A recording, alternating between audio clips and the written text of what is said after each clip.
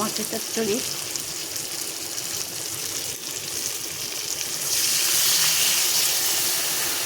মশলা দিয়ে বানাবো। কাঁঠালের সবজি,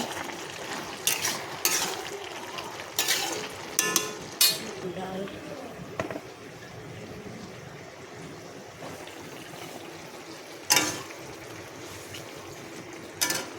কসুরি মেথি,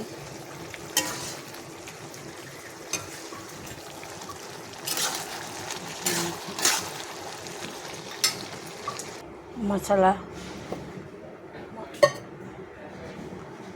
দিয়ে মাছ ফ্রাই করেছি পুরা। কাঁঠালের সবজি, ডাল, বেগুন ভাজি,